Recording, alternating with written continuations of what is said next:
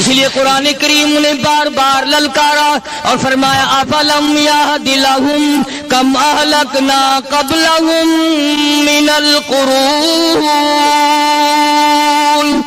اکڑنے والوں، بدماشی کرنے والوں، بغیرت کمینوں، بعد آؤ، جب میرا قہر جوش میں آئے گا پھر ایک دو کو نہیں، پھر بستی کی بستی، ملک کے ملک اجاڑ کے رکھ دوں گا۔ بسم اللہ الرحمن الرحیم۔ السلام علیکم ورحمۃ اللہ وبرکاتہ۔ دوستو، ہم پھر صاحب کے لیے لے کر حاضر ہوئے ہیں قاری حنیف ملتانی رحمۃ اللہ علیہ کا بڑا ہی شاندار بیان۔ دوستو، بیان کو مکمل سننے گا، آخر تک چلی دینا کرتے ہوئے بیان کو شروع کریں۔ صلی اللہ علیہ وسلم نے فرمایا جمعے کا دن قیامت کی نشانی ہے۔ قیامت کا دن جس دن قائم ہوگا جمعہ ہی ہوگا۔ آج جمعہ تفریح کا دن ہے، آج جمعہ جوئے کا دن ہے، آج جمعہ شراب پینے کا دن ہے، آج جمعہ کھیل تماشا بے حیائی بدماشی کا دن لوگوں نے بنا لیا۔ ایک ہمارا ماحول ہے، آپ ذرا توجہ فرمائیں۔ جمعے کے دن فلموں میں رش ہے، جمعے کے دن سینما کے ٹکٹ کا رش ہے، جمعے کے دن VCR بہت زیادہ چلتے ہیں، جمعے کے دن ٹیلی ویژن پہ بڑا رش ہوتا ہے، جمعے کے دن بدماشی ہے، جوا ہے، بے حیائی، زیادہ سے زیادہ بے حیائی جمعے کے دن ہوتی ہے۔ حالانکہ حضور کریم صلی اللہ علیہ وسلم نے فرمایا جمعے کے دن ایک گھڑی ایسی آتی ہے جو مانگو وہی ملتا ہے، جس حال میں کچھ کوئی مشغول ہوگا وہی اس کی زندگی کا مستقل ذریعہ بن جائے گا۔ کون سمجھائے تمہیں؟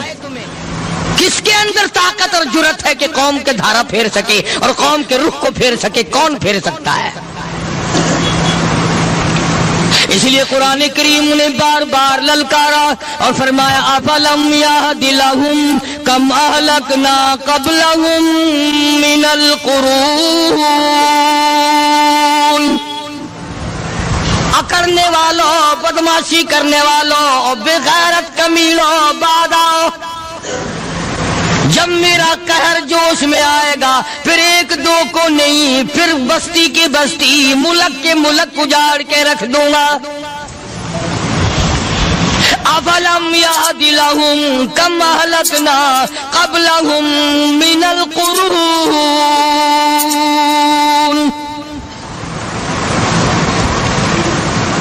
میں نے قرن کے قرن اجاڑ دیے، میں نے روئے زمین کے مالک اجاڑ دیے، میں نے ملکوں کے بادشاہ اجاڑ دیے، میں نے وزیر اعظم اجاڑ دیے، میں نے گورنروں سے بھیک کے ٹکڑے منگوا دیے۔ میں وہ خدا ہوں وَتُعِزُّ مَن تَشَاءُ وَتُذِلُّ مَن تَشَاءُ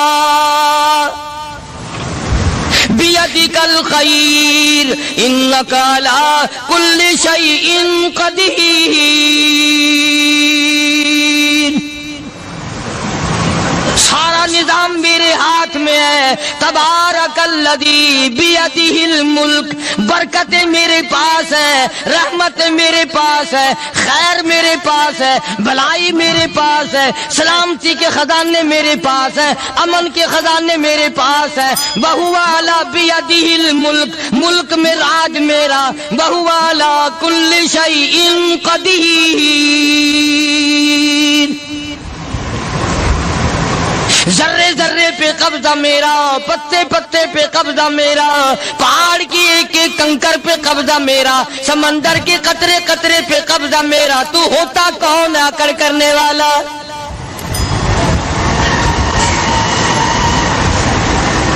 غور نہیں کرتے، سوچتے نہیں ہیں کہ کلام الہیہ ہمیں کیا بتانا چاہتا ہے۔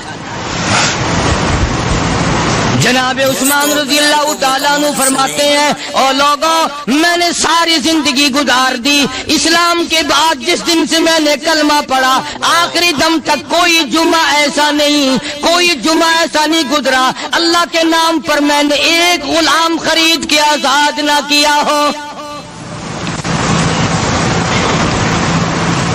پہلے لوگ بھی جمعے کے دن درود پاک کی کثرت کرتے تھے، خیرات کیا کرتے تھے کہ 8 دن کا کفارہ ہو جائے، اللہ تبارک و تعالی راضی ہو جائے۔ آج کے دن قیامت آئے گی، نہ جانے میرا کیا حال بنے گا، کن لوگوں میں میرا شمار ہوگا۔ مدنی کریم صلی اللہ تعالی علیہ وسلم کا دربار لگا ہوا ہے، مجلس ہے آقا مدنی صلی اللہ علیہ وسلم کی۔ وہ کتنے مقدروں والے جوان تھے جو اپنے محبوب صلی اللہ علیہ وسلم کی مجلس میں بیٹھتے تھے، وہ کتنے خوش بخت اور خوش نصیبے والے لوگ تھے جو اپنے آقا کے سامنے بیٹھتے تھے۔ حضور کریم صلی اللہ علیہ وسلم نے فرمایا مجھے 3 چیزوں سے بڑی محبت ہے، 3 چیزیں بڑی پیاری لگتی ہیں، 3 چیزیں دنیا میں بڑی مرغوب ہیں مجھے۔ فرمایا ایک نماز میری آنکھوں کی ٹھنڈک ہے۔ سرکار کی پسندیدہ بات سنو، فرمایا نماز میری آنکھوں کی ٹھنڈک ہے۔ جو نماز پڑھتا ہے وہ میری آنکھوں کو ٹھنڈا کرتا ہے، جو نماز نہیں پڑھتا کیا مطلب؟ وہ مجھے رنج دیتا ہے۔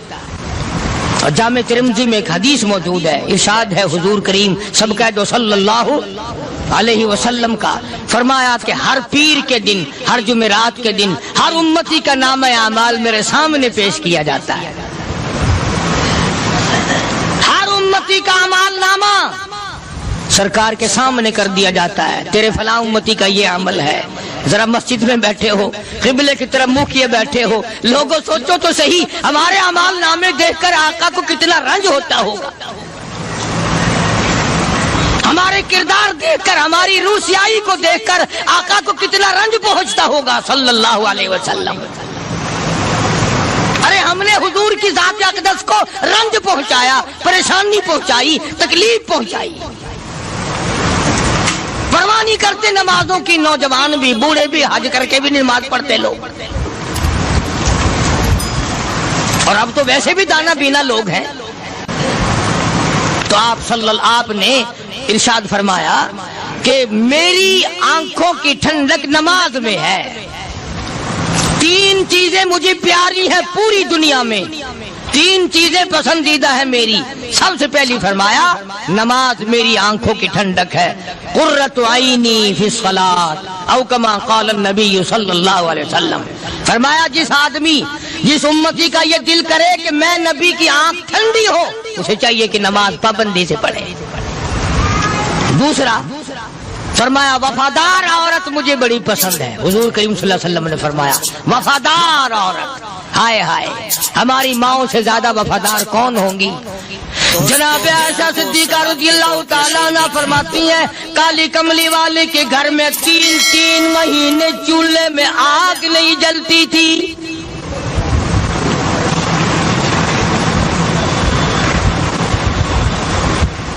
دوسروں کے واسطے ہے سیم و زر و گوہر، اور اپنا یہ حال ہے کہ چولہا ہے بجھا ہوا۔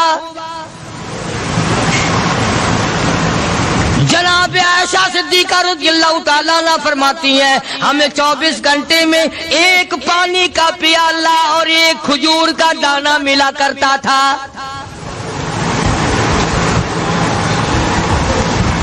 کبھی اپنی ماہوں کی خوراک تو دیکھو، خرچہ تو دیکھو،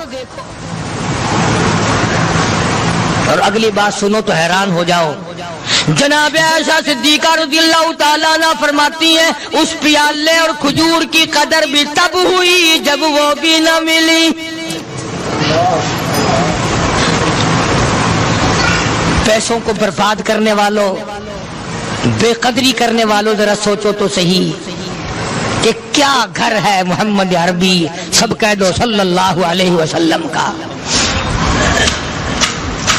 اسی گھر سے خیر و برکت ملی صحابہ کرام کو، لیکن دنیا نہ تھی، بلڈنگ نہ تھی، کوٹھی نہ تھی، بنگلہ نہ تھا، چہل پہل نہ تھی۔ اچھا ایک بات اور آج یاد کر کے لے جاؤ، یہ تو مجبوری ہوئی نا، یہ تو ایک مجبوری ہوئی، پریشانی ہوئی، محتاجی ہوئی کہ پانی کا 1 پیالہ اور 1 کھجور کا دانہ ملتا تھا۔ اور اگلی بات سنو تو حیران ہو جاؤ، مجبوری اور چیز ہے، اختیار سے کرنا اور چیز ہے۔ جناب فاروق اعظم رضی اللہ تعالیٰ عنہ کی حکومت ہے، عائشہ صدیقہ رضی اللہ تعالیٰ عنہ سال کا خرچہ 12,000 روپیہ بوری میں بھر کر حضرت عمر نے حضرت عائشہ کے گھر پہنچا دیا، لو تمہارا یہ سال کا خرچہ آ گیا۔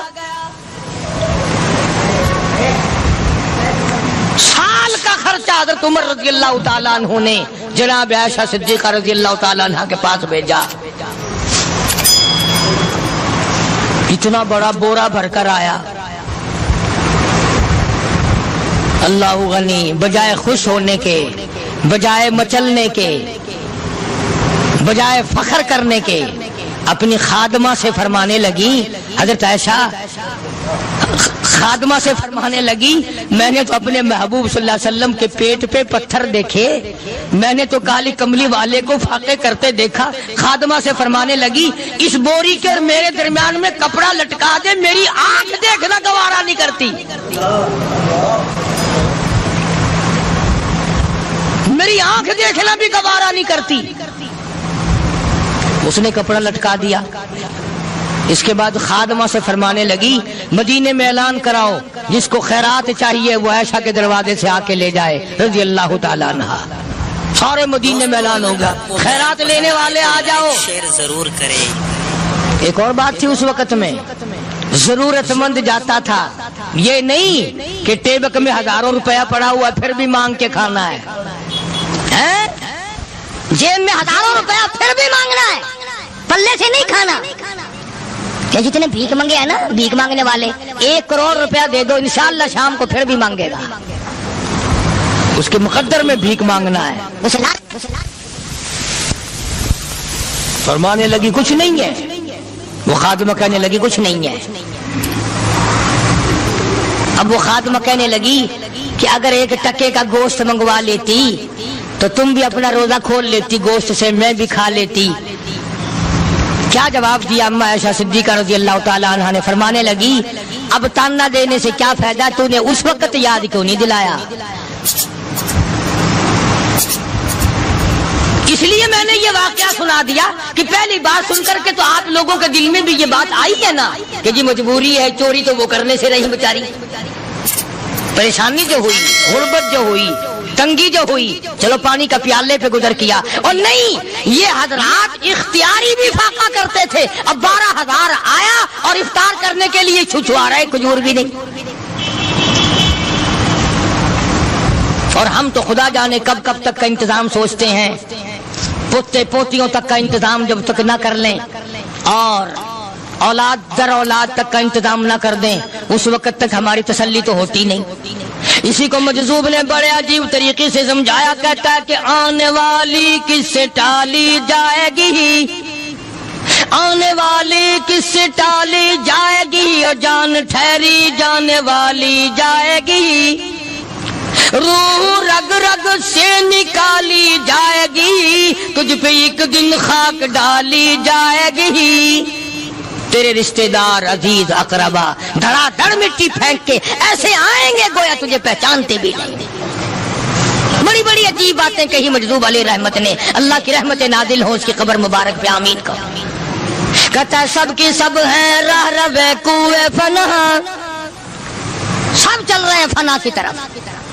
اب یہ جو ہم لوگ بیٹھے ہیں نا، خوش ہو رہے ہیں، میری 50 سال عمر ہو گئی، میری 60 سال عمر ہو گئی، میری 40 سال عمر ہو گئی، میری 30 سال کم عمر ہو گئی. اور اصل بات ہمارے دماغ میں، اور اپنے آپ کو آخرت کے لیے جس قدر ممکن ہو سکے تیاری کریں.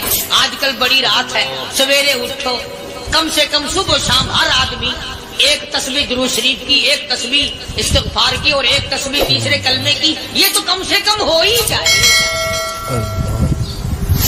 بکواس کرتے سو جاتے ہیں، بکواس کرتے اٹھ جاتے ہیں. بلا ہے کوئی زندگی کا معاملہ؟ اللہ سے معافی مانگتا سو جا اور معافی مانگتا اٹھ جا. خدا کی قسم اللہ کا دریائے کرم جوش میں آئے. تو یہ ساری چیزیں میں نے لیے عرض کی. تو وقت پورا کرنے والا حساب نہیں کہ نہ جانے کس کو توبہ کی توفیق ہو جائے. کم سے کم ان 3 تسبیحوں کو ہر مرد عورت لازمی پکڑ لے.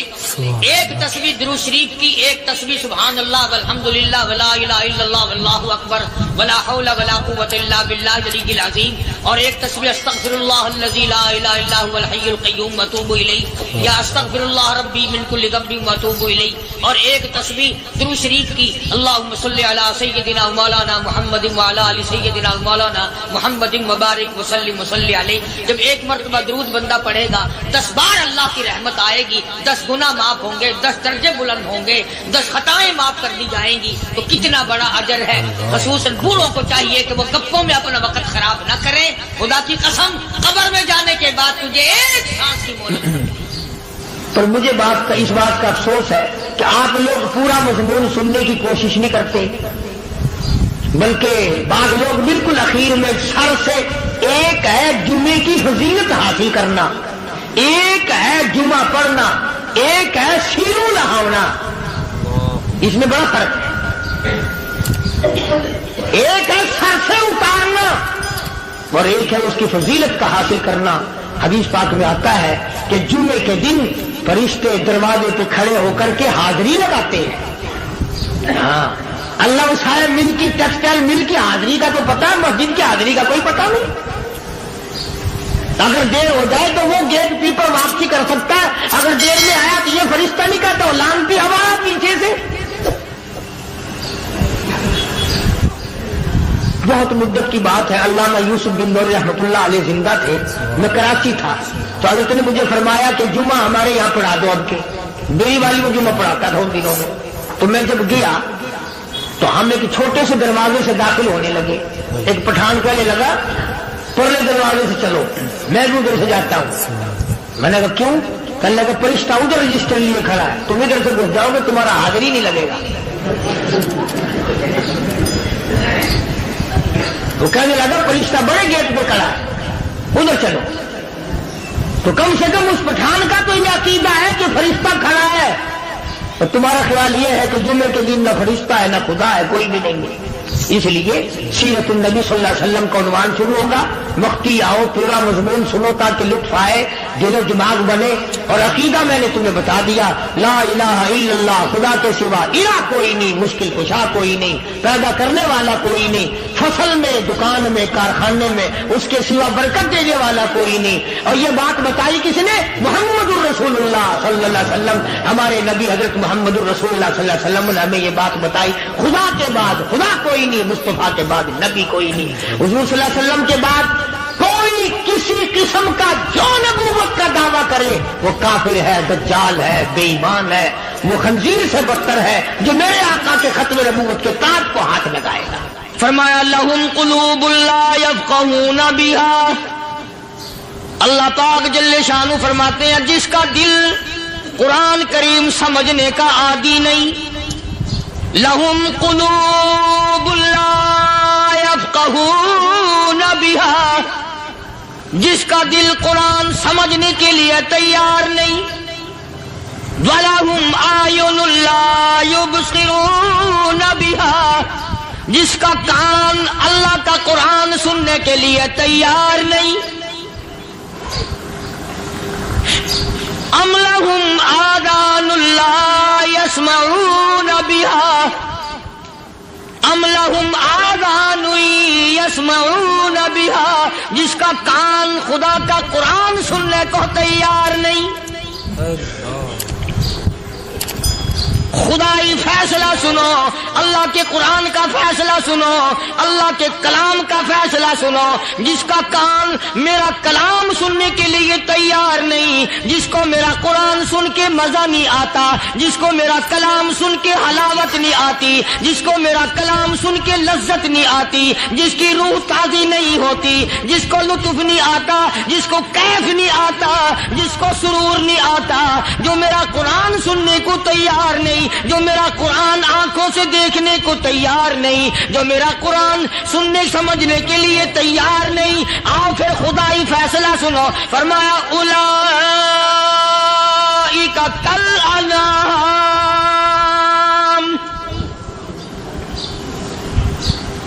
میرا فیصلہ نہیں، کسی پارٹی کا فیصلہ نہیں، کسی فرقے کا نہیں، کسی طبقے کا نہیں، کسی جماعت کا نہیں. فرمایا اولئک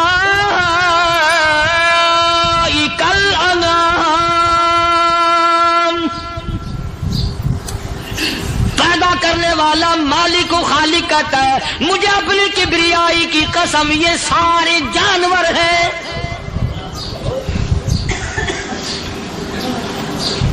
یہ سارے کے سارے جانور ہیں، یہ درندے ہیں جو ایک دوسرے کو چیر پاڑ کر کھاتے ہیں، یہ درندے ہیں جو ایک دوسرے کا خون پیتے ہیں. فرمایا بل ہم اضل، جانوروں سے بھی بدتر.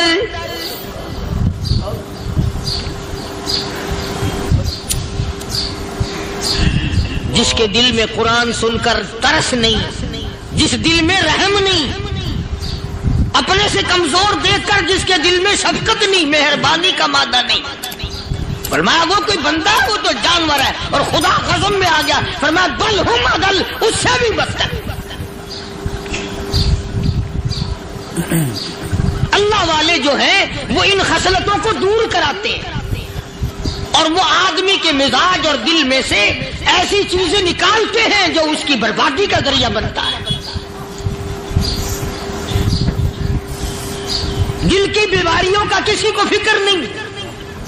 بخار ہو جائے، آپ چڑھ جائے، آپ کو پتہ چل جاتا ہے.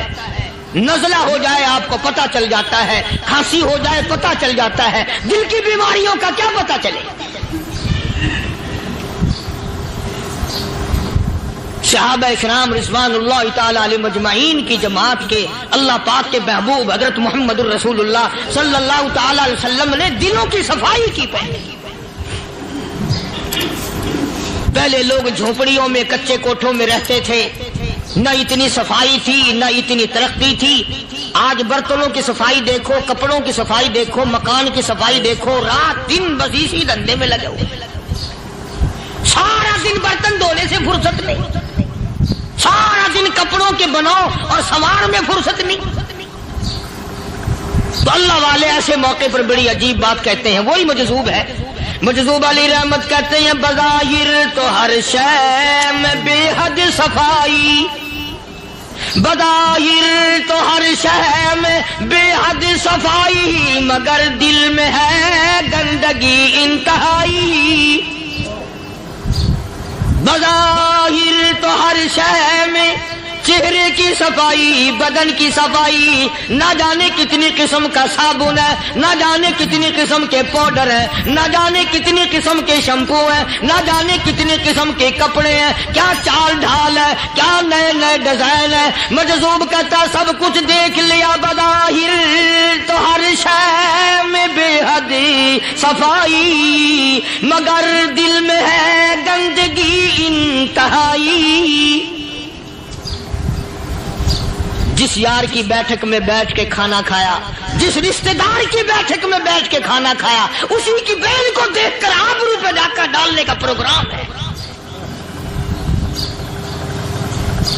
جس دوست کے گھر میں بیٹھ کے کھانا کھایا، اسی دوست کی بیوی کی عزت لوٹنے کا پروگرام ہے. پرانے زمانے میں اب بھی دلی جیسے شہر میں اگر دعوت کی جاتی ہے تو وہاں ایک تشتری میں نمک آتا ہے سب سے پہلے. عرب میں بھی دستور تھا پرانے زمانے میں، اگر کوئی دعوت کرتا، کوئی تقریب کرتا، سب سے پہلے نمک آتا تھا. ایک ایک انگلی ہر شخص نمک چاٹتا تھا. کیا مطلب؟ جس نے نمک چاٹ لیا اب وہ نمک حرامی نہیں بنے گا. اس گھر میں چوری کرنا، اس گھر کی آبرو کا غلط تصور لانا، اس گھر کے مال میں خیانت کرنا وہ حرام سمجھتا تھا جس گھر کا میں نے نمک چکھ لیا. اور مسلمانوں کی بات نہیں، ہندوؤں کی بھی یہ باتیں تھی. مولانا محمد علی صاحب جلندری سب قید رحمت اللہ علیہ فرمایا کرتے تھے کہ ایک سکھ تھا بہت بڑا ڈاکو. مسلمان اور ہندو مل کر اس کو ساتھ ملا کر کے لے گئے کہ یہاں اس گاؤں میں، اس پنڈ میں ڈاکہ ڈالے. سفر کر کے گئے، تکلیف اٹھا کے گئے. اس سکھ ڈاکو نے پوچھ لیا کہ یہ کون سا گاؤں ہے کہ یہ فلانا ہے. اچھا سارے کے سارے یہ تلاش کرو، یہ سوچ بچار کرو، اپنے پنڈ کی، اپنے علاقے کی، کسی مسلمان کی، کسی ہندو کی، کسی سکھ کی، کسی چوڑے چمار کی اس گاؤں میں لڑکی تو نہیں؟ ہمارے یہاں سے کوئی لڑکی تو شادی ہو کے یہاں نہیں آئی ہوئی. ان ساروں میں سے کہنے لگا کہ ہمارے بھنگی کی لڑکی جمعدار کی یہاں آئی ہوئی ہے. کہنے لگا واپس چلو، بیٹی بیٹی ہے، چاہے بھنگی کی ہو یا نواب کی ہو. ارے کل بیٹی کا ڈولا دیا تھا، آج ڈاکہ ڈالیں گے، شرم نہیں آئے گی؟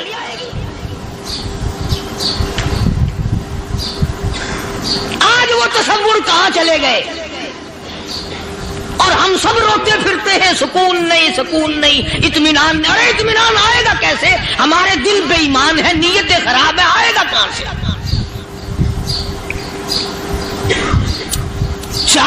کرام رضوانullah تعالی علیہ مجمعین کی جماعت نے اس قدر اس بات پہ محنت کی اور کوشش کی کہ غلط لقمہ بھی پیٹ کے اندر نہ چلا جائے. چنانچہ میں علی الاعلان کہتا ہوں 1,29,000 صحابہ کرام کالی کملی والے کے دیوانے اور پروانے، حضور کے یار جانثار، حضور کے ساتھ فاقہ کھانے والے، فاقوں مرنے والے، پتھر کھانے والے، اپنے بچوں کے ٹکڑے ہوتے ہوئے دیکھ کر لا الہ الا اللہ محمد الرسول اللہ کی صدا بلند کرنے والے صحابہ کرام کا یہ حال تھا.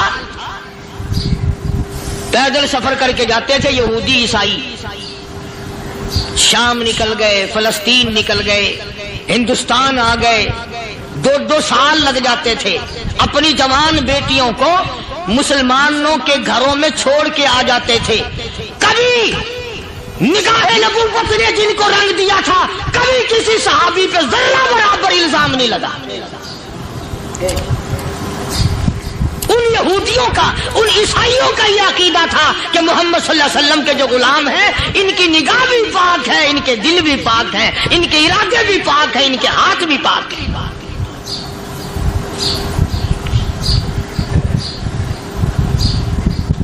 مصر کے گورنر نے، مصر کے جنرل کرنل نے خط لکھا سیدنا فاروق اعظم رضی اللہ تعالی عنہ کی خدمت میں. دور خلافت ہے حضرت فاروق اعظم کا. کیا خط لکھا کہ حضور مجھے کافی وقت گزر گیا ہے اور فلاں علاقے میں آپ کے حکم سے ہم نے جانا ہے اور راستہ صرف ایک ہے اور اس راستے میں جال بچھا دیا گیا. اب مجھے مشورہ دیں میں کیا کروں، حکم دیں مجھے. جال کیا بچھا دیا گیا کہ ہمیں پتہ چل گیا ہے عیسائیوں نے پروگرام بنایا، سینکڑوں لڑکیاں تلاش کر کر کے بڑی خوبصورت حسینہ اکٹھی کی ہیں، ان کو گانے بجانے کی ٹریننگ دی ہے، ان کو اچھی اچھی آوازوں والی لڑکیاں ڈھونڈ کے لائے ہیں اور انہوں نے یہ پروگرام بنایا کہ جب مسلمانوں کی فوج اس گلی سے گزرے گی ان کوٹھوں کے اوپر چڑھ کے گانا بجانا کریں گے تاکہ ان کے دل میں بدماشی آئے اور ان کا بیڑا غرق ہو.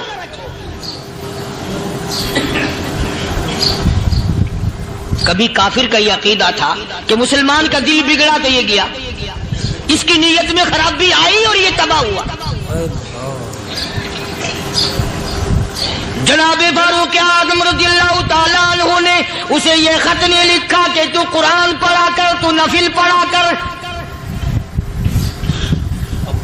امیر المومنین خلیفۃ المسلمین سیدنا فاروق اعظم رضی اللہ تعالیٰ عنہ نے اپنے جنرل کرنل کو خط لکھا کہ اس میں لمبی چوڑی فکر کی کوئی بات نہیں، اس میں کوئی پریشانی والی بات نہیں، کوئی سوچ و بچار والی بات نہیں. سارے تیری فوج میں، تیری کمان میں مسلمان ہیں، سب کو اکٹھا کر لے، ساروں کو اکٹھا کر کے قرآن کریم کے سورت نور کی 2 آیتیں سنا دے.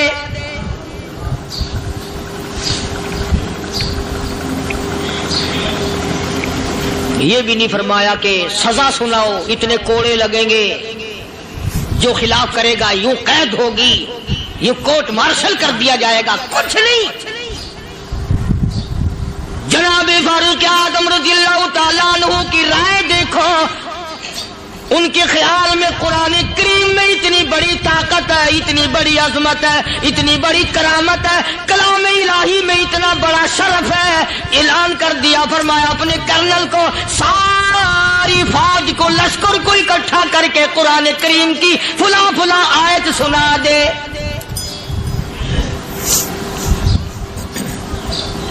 اور اس کے بعد بے دھڑک فوج کو، لشکر کو اسی راستے سے گزار کے لے جا، بے دھڑک لے جا.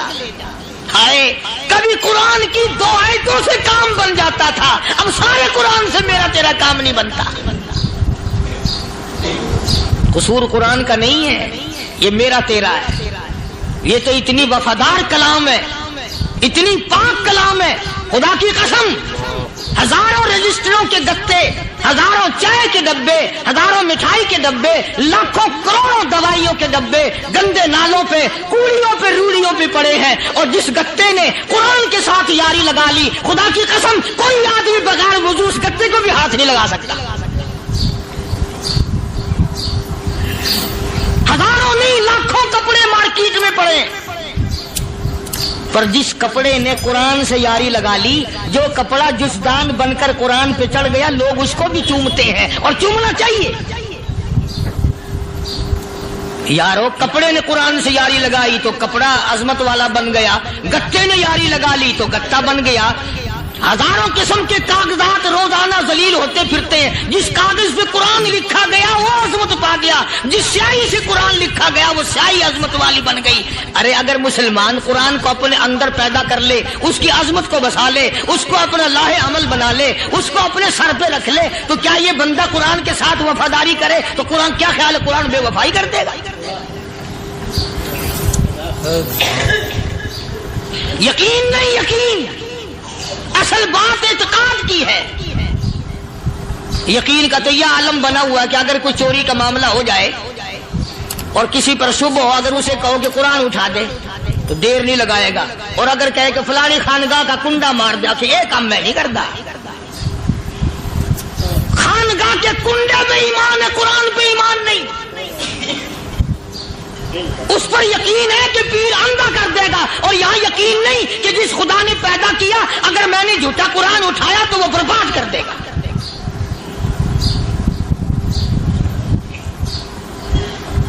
عجیب عجیب لوگ۔ چنانچہ مصر کے کرنل نے، مصر کے جنرل نے ساری فوج کو اکٹھا کر لیا۔ اس نے بھی یہ بات تو نہیں کہی کہ فاروق اعظم کو دوبارہ خط لکھتا کہ حضرت یہ تو 2 آیتیں آپ نے لکھی، یہ تو سارا قرآن روز پڑھتے ہیں، پر بنے گا کیا؟ جیسے فاروق اعظم کا یقین تھا، فاروق اعظم کی فوج کے کرنل کا بھی یقین ہے، فاروق اعظم کے فوج کے جنرل کا بھی یقین ہے۔ اس نے ساری فوج کو اکٹھا کیا، لشکر کو جمع کیا، اور اس کے بعد کہنے لگا قل للمؤمنین یغضوا من ابصارکم وَيَحْفَظُوا فُرُوجَهُمْ ذَلِكَ أَزْكَىٰ لَهُمْ إِنَّ اللَّهَ خَبِيرٌ بِمَا يَصْنَعُونَ۔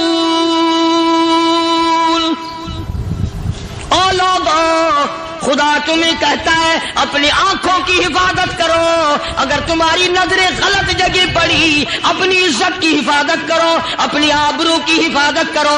اگر غلط نظریں پڑی، غلط استعمال ہوئی، ان اللہ خبیر بما یصنعون،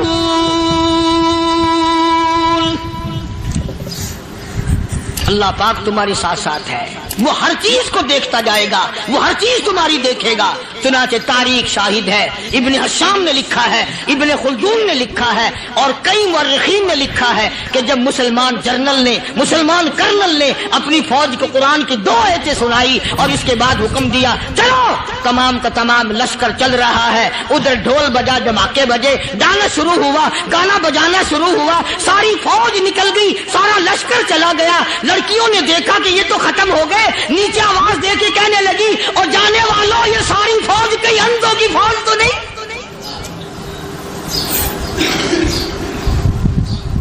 یہ حسن کا نظارہ اور یہ ڈانس اور یہ آواز، ہم ناچ ناچ کے تھک گئی، کوئی سر نہیں اٹھاتا۔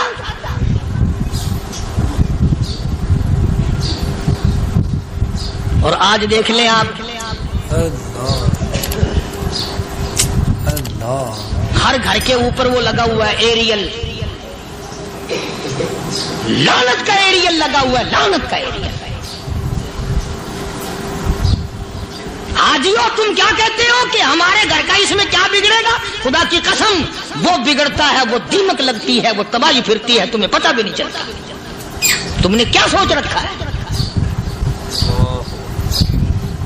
مسلمان کرنل کے حکم پہ ساری فوج نکل گئی، ناچنے والی گانے والی لڑکیاں عیسائیوں کی حیران ہیں، کیا ہوا؟ لاکھوں کی تعداد میں فوج گزر گئی، کوئی نگاہ اٹھا کے نہیں دیکھتا۔ ایک مسلمان سپاہی گزرتا گزرتا نیچی نظریں کیے کیے کہنے لگا سر کیسے اٹھائے، نگاہ کیسے کوئی اٹھائے گا؟ یہ سارے کے سارے اللہ کا قرآن سن کر آئے ہیں۔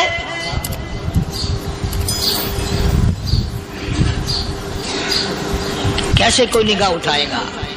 कैसे कोई सर को उठाएगा? ये सारे के सारे अल्लाह का कुरान सुनकर आए हैं। उनका अमल हुआ ना कुरान पे, उनके अमल का कितना बड़ा असर पड़ा। मुर्रिखीन ने लिखा, इब्न हिशाम लिखता है, ईसाई लड़कियों ने छलांगे लगा दी, कोठी से नीचे आ गई, कहने लगी आम मुसलमानों वो कुरान हमें भी सुना के जाओ जिसमें इतनी स्पिरिट है, इतनी ताकत है, जो हुस्न के नजारे से रोक दे, जो गाने बजाने से रोक दे। ये तो आदमी के दिल का सुकून है। न गाना सुनते हो, न हुस्न का नजारा करते हो, जाते वाले यूं ना जाओ, हमें भी वो कुरान सुना के जाओ।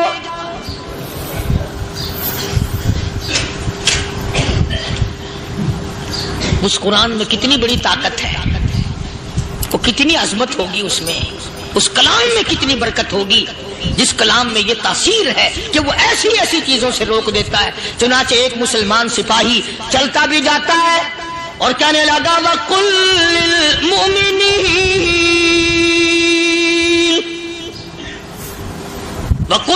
मुमिनीन, कुरान की आयत पढ़ के सुनाई। सैकड़ों नहीं बेशुमार लड़कियां एक मुसलमान की जुबान से अल्लाह का कुरान सुन के कहने लगी, और जाने वालों छोड़ के ना जाओ, हमें भी कलमा पढ़ाओ।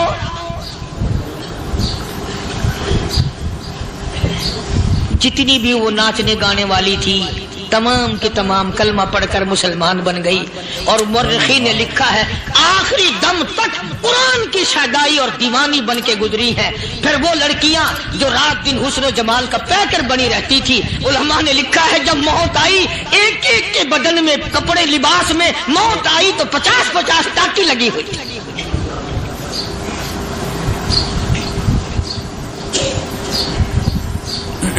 बज़ाहिर तो आज भी बड़ी झाड़ा पूंजी है, बड़ी सफाई है, बड़ी दौड़ धूप है। इसी को मजज़ूब अल-ऐलान कहता, बज़ाहिर तो हर शय में बेहद सफाई, मगर दिल में है गंदगी इंतहाई, कभी इसके धोखे में आना न भाई, ये सब है रियाई, ये बस है रियाई। ये तो चीज ही कुछ नहीं। बड़े बड़े धंधे हमें पलटते देखे, बड़े बड़े निजाम बिगड़ते देखे। मोहम्मद अरबी सल्लल्लाहु ताला अलैहि वसल्लम के दरबार में बड़े बड़े लोग आते थे। अल्लाह गनी, निगाह नबूवत ने जिसको रंग दिया, सुभान अल्लाह, फिर कीमत तो बन गया, वो इस्लाम की दौलत से पीछे ना हटा। कोई पीछा फिर के देखा ही नहीं कि हम क्या कर रहे हैं। एक लज्जत थी, एक कैफ था, एक सुरूर था सहाबा किराम। कहां से वो चीज हम लाए, कैसे हम में वो चीज पैदा होगी। जंगे बदर हुआ, बड़ी बेहतरीन बात है, तब लिख के ले जाओ, इंशाअल्लाह कब्रों में दुआएं दोगे। जंगे बदर हुआ, 70 से ज्यादा काफिर पकड़े गए, मदीने में पकड़ के कैदी बना करके लाए गए। तंगदस्ती का जमाना है, 1 साल नहीं हुआ मुसलमान उजड़ के आए थे, मार खा के आए, परेशान होकर आए, धन दौलत छोड़कर लुटा कर आए। इनके पल्ले क्या था। शाम का वक्त हुआ, मदनी करीम सल्लल्लाहु ताला अलैहि वसल्लम ने मस्जिद के दरवाजे में खड़े होकर ऐलान फरमा दिया, कौन है जो मेरे मेहमानों को खाना खिलाए।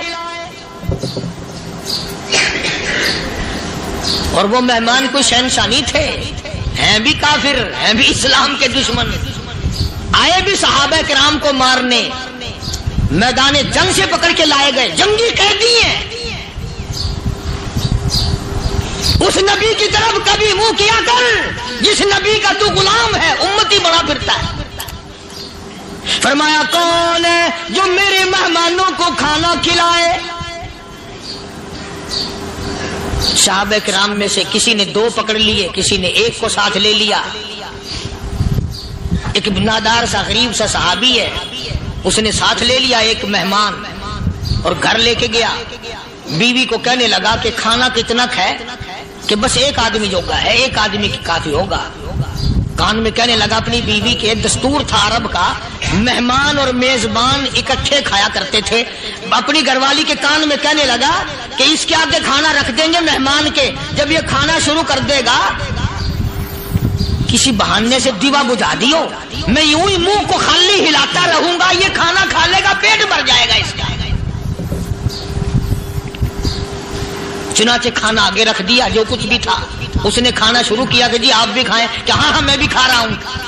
بس یوں ہی کھانے میں بھی ہاتھ لگائے، منہ کو بھی ہاتھ لگائے اور منہ کو چلائے بھی برابر، بیوی نے چراغ بجھا دیا۔ یہ عمل تو صحابی کر رہا ہے اپنے گھر میں۔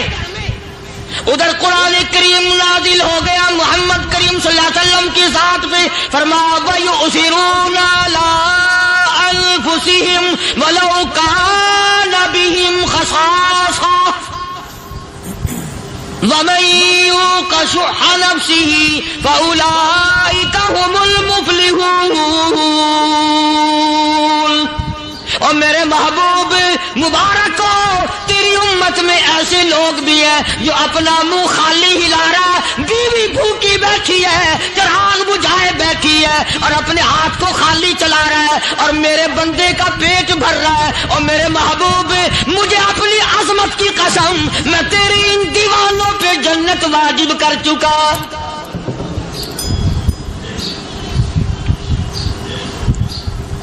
اب حضور صلی اللہ علیہ وسلم نے تو ان کو نہیں سکھایا تھا کہ تو جا کے ایسا کرنا،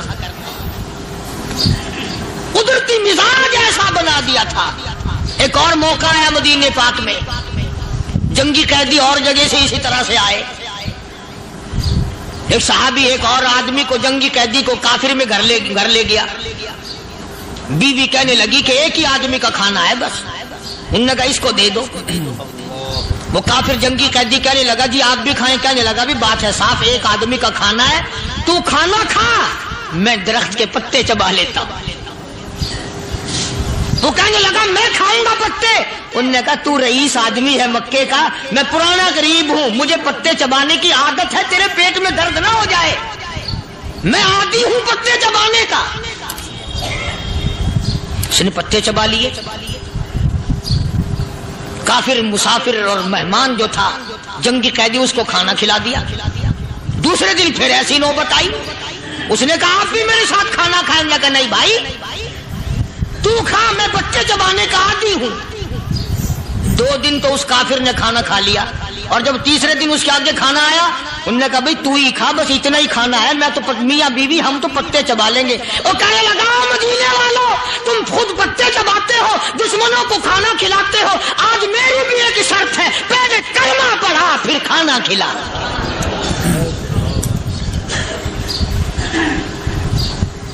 آج میری بھی ایک شرط ہے۔ 2 دن کے عمل نے کفر کو مٹا دیا، اسلام چمک گیا۔ 2 دن کے عمل نے، میرا تیرا 60 سال کا عمل ہے، کبھی کسی کافر کو مسلمان بنایا؟ الٹے ہی کام، ہر غلط، ہر معاملہ الٹا ہی ہے۔ ہر آدمی بیزار ہوتا ہے، یار دین تو کچھ نہیں، یار اسلام کچھ نہیں، یارو ایمان کچھ نہیں۔ اسی کو قرآن کریم نے للکار کے آواز دے کے فرما دیا لوگوں ایسی گڑبڑ نہ کرو ورنہ میں وہ خدا ہوں۔ فَأَخَذَتْكُمُ الصَّاعِقَةُ وَأَنْتُمْ تَنظُرُونَ۔ جبریل امین نے ایک چیخ ماری، ساری قوم کے جگر پھٹ گئے۔ میں وہ خدا ہوں، لا تركضوا وارجعوا إلى ما أترفتم فيه ومساكنكم لعلكم تسألون۔ لوگ مکان چھوڑ کے بھاگتے ہیں، ماحول چھوڑ کر بھاگتے ہیں، معاشرہ چھوڑ کر کے بھاگتے ہیں۔ خدا کہتا آؤ، جن مکانوں پہ تمہیں ناز تھا وہ یہ کھڑے بھاگ کر رہے۔ اسی کو قرآن کریم کہتا ہے ان الذین قالوا ربنا اللہ ثم استقاموا وہ آدمی جس نے لا الہ الا اللہ محمد الرسول اللہ صلی اللہ علیہ وسلم پڑھا، اللہ کی توحید کا اقرار کر لیا، او میرے مالک تیرے سوا میرا کوئی مشکل کشا نہیں، حاجت روا نہیں، میرے دل کے بھید کو جاننے والا نہیں، میری بگڑی بنانے والا کوئی نہیں، اجڑوں کو بسانے والا کوئی نہیں، کھیتی کو آباد کرنے والا کوئی نہیں، ایک دانے سے سینکڑوں دانے بنانے والا تیرے سوا کوئی نہیں۔